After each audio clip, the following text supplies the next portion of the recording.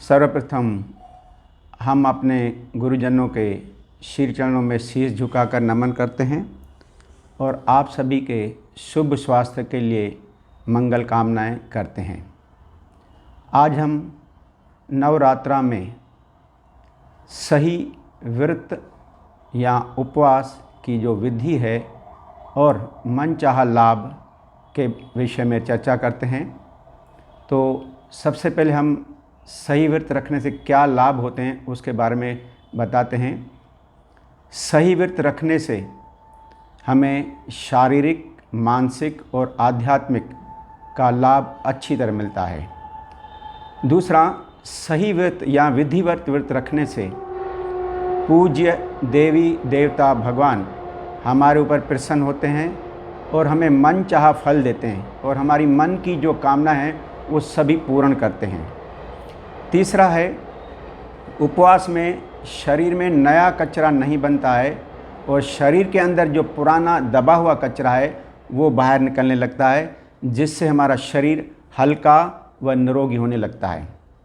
चौथा है कि हमारा मन शांत, स्थिर और एकाग्र होने लगता है, जिससे हमारे अंतःकरण में शांति, प्रसन्नता और आनंद की अनुभूति होती है।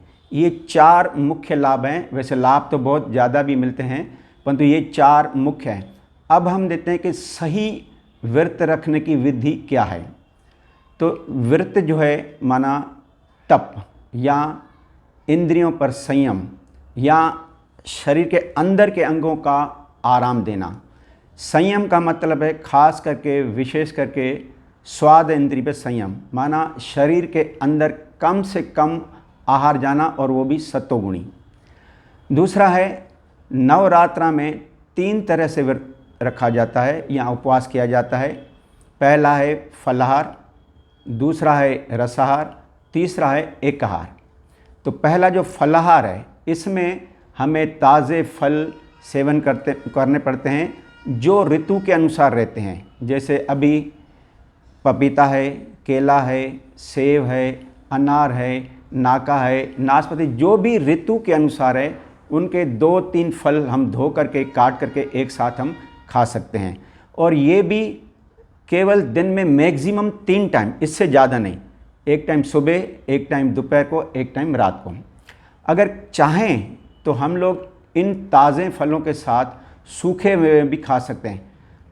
किशमिश है, मुनका है, अंजीर है, छुआरे हैं, खजूर हैं। इनको आप शाम को या रात को धो करके पानी में भिगो के रखिए और दूसरे दिन सुबह खाइए, पानी भी इसका पीजिए, तो ये और विशेष ज़्यादा लाभ भी देते हैं। दूसरा है रसहार। रसहार में ये भी हमें ऋतु के अनुसार केवल रसों पे रहना है। माना जैसे अनार का रस है, मौसमी का रस है, अनानास या पाइनएप्पल का रस है, अंगूर का रस है, सेब का रस है, संतरे का रस है। जो भी ऋतु के अनुसार है उस रसों पर अपन को रहना है। और ये भी मैक्सिमम 4 टाइम, सुबह, दोपहर, शाम और रात को। और 1 गिलास एक टाइम में या मैक्सिमम 250 ग्राम। ये जो है रसहार और फलाहार, ये सर्वश्रेष्ठ व्रत हैं या उपवास हैं, क्योंकि ये सत्वगुणी हैं, पवित्र हैं। इससे हमारा मन पवित्र होता है और पूज्य देवी देवता या भगवान में, भक्ति में अच्छी तरह लग जाता है, एकाग्र हो जाता है, निर्मल हो जाता है और इससे हमें मन चाहा फल भी प्राप्त होता है और शारीरिक स्वास्थ्य लाभ भी बहुत अच्छा है। परंतु कुछ लोग हैं जो केवल फलों पर नहीं रह सकते हैं या फलों की रसों पर नहीं रह सकते हैं, जैसे वृद्ध लोग हैं या दुर्बल लोग हैं। तो वो चाहें तो दिन में 1 बार पका हुआ आहार ले सकते हैं और सुबह फलों का जूस ले लें और रात को एक टाइम फल ले लें। या कुछ लोग चाहें कि सुबह जूस लें, दोपहर में फल लें और रात को एक टाइम भोजन लें, तो वो ले सकते हैं। ये भी अच्छा है और लाभदायक है और ये हर व्यक्ति कर सकता है। अब इनके अलावा जो अपन व्रत रखते हैं 9 दिन में, ये ध्यान रखना है कि 9 दिन में एक जैसा ही व्रत हो। भाई जैसे कोई सुबह या रात को एक ही टाइम फल ले रहा है तो 9 दिन ही फलों पर है, या जूसेस ले रहा है तो जूसेस पे रहे, या केवल एक टाइम पका हुआ भोजन खा रहा है तो उसी पर है। ऐसा नहीं कि आज हम उपवास किया, कल फल पे आ गए, फिर गरिष्ठ भोजन अधिक मात्रा में खाया, ऐसा नहीं। हमें जो भी हो एक जैसा फल या ग्रहण करते रहना चाहिए। दूसरा, कुछ लोग ऐसे रहते हैं जो कठिन उपवास करते हैं, जैसे कोरा उपवास। हालांकि वास्तव में कोरा उपवास ही सही उपवास है। दूसरा, कुछ लोग केवल जल पे करते हैं, कुछ लोग कोई केवल रस पे करते हैं, या कुछ लोग केवल मोनो डाइट पे करते हैं। मोनो डाइट का मतलब ये रहता है कि एक ही टाइम में एक ही टाइप का फल, पपीता तो पपीता, केला तो केला, या जूस एक ही जूस, मौसमी तो मौसमी, और वो भी 9 दिन। या कोई व्यक्ति चाहे तो भाई एक ही टाइम आहार लें, एक ही टाइम, तो उसको मोनो डाइट आहार बन, ये भी बहुत अच्छा है, लाभदायक है। अब दूसरा, कुछ लोग ऐसे रहते हैं जो उपवास के नाम से गरिष्ठ, भारी और मधुर या स्वादिष्ट व्यंजन सेवन करने लगते हैं, जैसे दूध और दूध से बनी मिठाइयाँ, रबड़ी है, मावा है, पनीर है, रसगुल्ला है, गुलाब जामुन, और ये अत्यधिक मात्रा में खाते रहते हैं। और वो ये कहते हैं कि ये तो उपवास में चलता है।